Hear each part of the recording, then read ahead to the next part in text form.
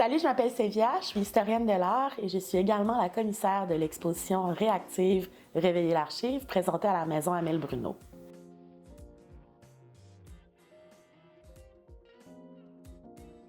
Le titre de l'exposition est inspiré du jargon d'archivistique. Donc, en archivistique, on va parler d'un objet qui serait actif, semi-actif ou inactif. Moi, j'ai demandé aux artistes de s'introduire dans une quatrième catégorie, c'est-à-dire celle de l'objet réactif. Donc, en réaction, une œuvre d'art qui va réagir à l'archive.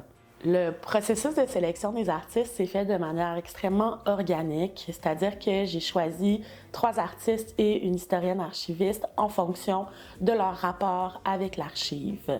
La première artiste à se joindre au projet est Delphine Egesbar, une artiste qui travaille l'album de photos et qui a un rapport très sensible à l'objet archivistique.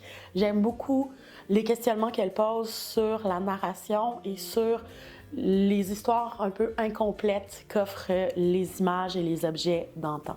Dans un second temps, j'ai invité Isabelle Desroches, une jeune artiste qui travaille depuis plusieurs années la question des codes et de l'iconographie, autant d'un point de vue social que d'un point de vue de l'image. Et pour se joindre au trio d'artistes, j'ai choisi Frédérique Laliberté parce que ça faisait plusieurs années qu'elle travaille le rebut et je trouvais ça extrêmement intéressant de la faire travailler avec des objets d'archives dont les archives se débarrassaient finalement.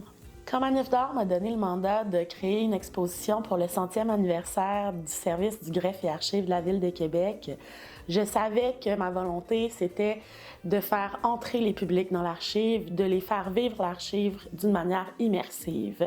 C'est pourquoi je me suis alliée d'une historienne archiviste pour qu'elle me donne les codes et pour qu'elle déchiffre un peu les contenus de ces documents papier-là avec moi, afin de vraiment faire découvrir ces environnements-là au public et de les entourer, de les envelopper d'archives, d'images et de textes pour qu'ils en fassent partie prenante.